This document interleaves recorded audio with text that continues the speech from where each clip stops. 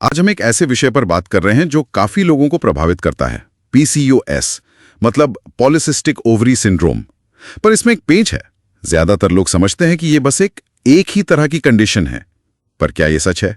क्या इसके अलग अलग प्रकार भी होते हैं? हाँ बिल्कुल, और यही बात इसे थोड़ा कॉम्प्लिकेटेड बनाती है।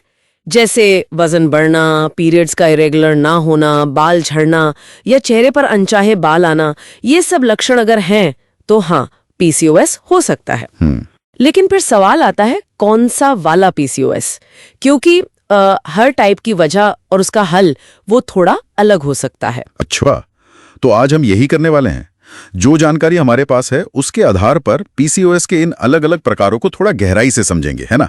मतलब क्या लक्षण हैं, क्यों होते हैं और पहचान कैसे होती है। चलिए फिर। हाँ, तो देखिए, पीसीओएस बेसिकली एक हार्मोनल और कह सकते हैं मेटाबॉलिक गड़बड़ी है। इसमें अक्सर ओवरीज में छोटी सिस्ट्स दिख सकती हैं। ओव्यूलेशन मतलब अंडा बनने का प्रोसेस वो डिस्टर्ब हो जाता है। और शरीर में एंड्रोजन यानी मेल हार्मोन्स, उनका लेवल बढ़ जाता है। लेकिन जैसा आपने शुरू में कहा, हर किसी का एक्सपीरियंस सेम नहीं होता, तो कोई एक फिक्स्ड इलाज सब पर काम नहीं करेगा। ये जानना तो बहुत बहुत जरूरी है। तो फिर ये 4 मुख्य प्रकार कौन कौन से हैं? पहले वाले से शुरू करें। हाँ, सबसे कॉमन जो है वो है इंसुलिन रेजिस्टेंट पीसीओएस। करीब मान लीजिए 70% केसेस इसी में आते हैं। इसमें होता क्या है कि बॉडी के सेल्स इंसुलिन को ठीक से रिस्पॉन्ड नहीं करते। अच्छा, इंसुलिन वो तो शुगर कंट्रोल करता है ना? हाँ बिल्कुल। तो जब सेल्स रिस्पॉन्ड नहीं करते, बॉडी को लगता है और इंसुलिन चाहिए, तो वो और ज्यादा इंसुलिन बनाने लगती है। ओह, तो फिर ज्यादा इंसुलिन से क्या होता है? क्या यही वजन बढ़ने और बाकी दिक्कतों की जड़ है? हाँ, काफी हद तक ये बढ़ा हुआ इंसुलिन लेवल ओवरीज को ज्यादा टेस्टोस्टेरोन बनाने के लिए स्टिमुलेट कर सकता है, और इसी से फिर वो पीरियड्स का अनियमित होना, एक्ने, चेहरे या शरीर पर बाल आना, ये सब होता है। और हाँ, ये वजन बढ़ने से भी जुड़ा है, खासकर पेट के आसपास। मीठा खाने की क्रेविंग बढ़ जाती है, थकान महसूस होती है, ये सब भी होता है। समझ गया। तो फिर इसको मैनेज कैसे किया जाए? डाइट में कुछ बदलाव? हाँ, डाइट बहुत जरूरी है। ऐसी डाइट जिसका ग्लाइसीमिक इंडेक्स कम हो, मतलब चीनी, मैदा, रिफाइंड कार्ब्स कम। रेगुलर एक्सरसाइज, वजन कम करना, इससे इंसुलिन सेंसिटिविटी बेहतर होती है, और डॉक्टर कभी-कभी मेटफॉर्मिन जैसी दवाएं भी देते हैं। ठीक है, ये हुआ इंसुलिन रेजिस्टेंट पीसीओएस। अब दूसरा प्रकार कौन सा है? दूसरा है इन्फ्लेमेटरी पीसीओएस।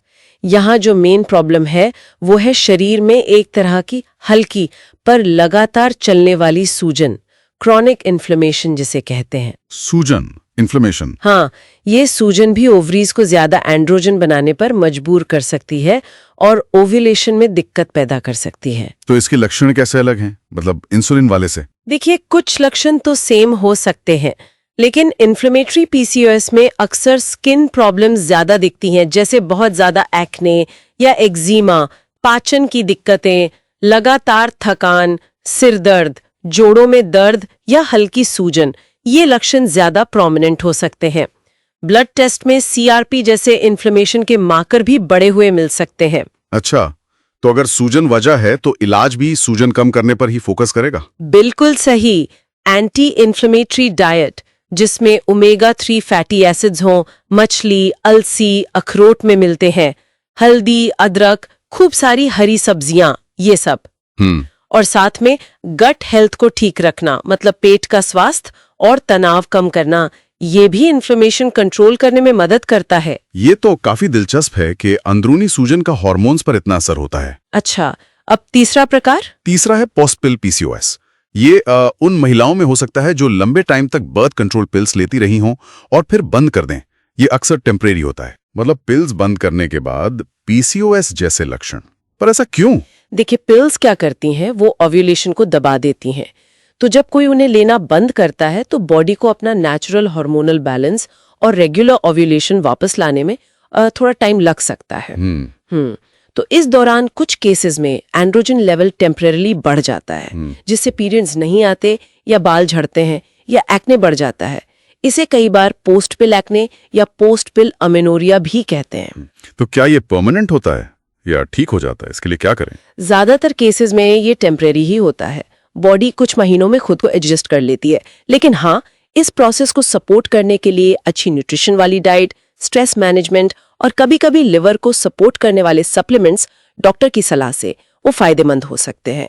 थोड़ा धैर्य रखना पड़ता है। ये जानकारी जरूर उन लोगों के काम आएगी जो पिल्स बंद करने के बाद ये सब फेस करते हैं।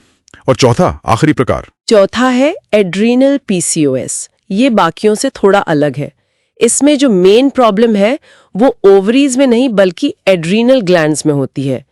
ये ग्लैंड्स हमारे स्ट्रेस रिस्पॉन्स को कंट्रोल करती हैं। एड्रिनल ग्लैंड्स मतलब तनाव से पीसीओएस, ये कैसे जुड़ा है? हाँ, जब कोई बहुत ज्यादा या लंबे समय तक स्ट्रेस में रहता है तो ये एड्रीनल ग्लैंड ज्यादा स्ट्रेस हार्मोन बनाने लगती हैं। खासकर एक हार्मोन है DHES। DHES? हाँ, डिहाइड्रो एपिएंड्रोस्टेरोन सल्फेट। ये भी एक तरह का एंड्रोजन ही है। तो इस टाइप के पीसीओएस में हो सकता है कि टेस्टोस्टेरोन लेवल नॉर्मल हो लेकिन DHES बहुत ज्यादा बड़ा हुआ हो। और इसके लक्षण क्या? इसमें भी पीरियड्स गड़बड़ होते हैं? हाँ, पीरियड्स अनियमित हो सकते हैं, लेकिन साथ में बहुत ज्यादा चिंता, घबराहट, नींद ना आना, फटीग मतलब बहुत ज्यादा थकान और स्ट्रेस को लेकर बहुत सेंसिटिव होना, ये लक्षण ज्यादा देखने को मिलते हैं। गुस्सा या चिड़चिड़ापन भी बढ़ सकता है। तो इसको मैनेज करने के लिए जाहिर है स्ट्रेस कम करना होगा। पूरी और अच्छी नींद, कैफीन कम करना, बहुत ज्यादा इंटेंस एक्सरसाइज से बचना, प्रोसेस्ड फूड कम खाना, ये सब एड्रीनल ग्लैंड्स पर लोड कम करता है।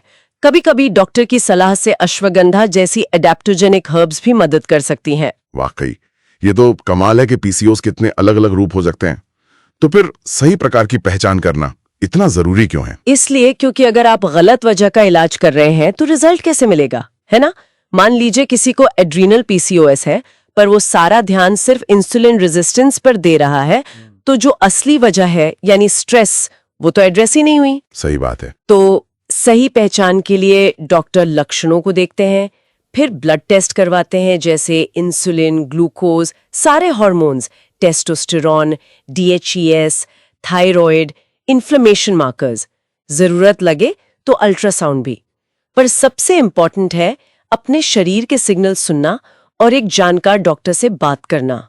तो कुल मिला के बात यह है कि पीसीओएस का पता चलना कोई एंड पॉइंट नहीं है, बल्कि ये अपने शरीर की खास जरूरतों को समझने की शुरुआत है।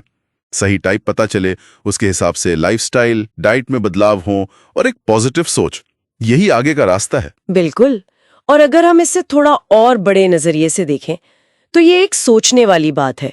जब हम पीसीओएस के किसी खास टाइप की जड़ को पकड़ते हैं, चाहे वो इंसुलिन की प्रॉब्लम हो या सूजन हो या फिर तनाव हो, तो हम सिर्फ पीसीओएस के लक्षण ठीक नहीं कर रहे होते। हम अपनी ओवरऑल हेल्थ और वेलनेस पे भी बहुत पॉजिटिव असर डाल रहे होते हैं। ये समझना कि बॉडी के ये सारे सिस्टम्स आपस में कैसे जुड़े हैं, शायद ये हमें हेल्थ को और होलिस्टिक तरीके से देखने में मदद कर सकता है ना? इस पर सोचना काफी इंटरेस्टिंग हो सकता है। अगर इस वीडियो से आपको जरा भी मदद या नई जानकारी मिली हो तो वीडियो को लाइक जरूर करें और डॉक्टर टॉक्स हिंदी चैनल को सब्सक्राइब करना बिल्कुल न भूलें।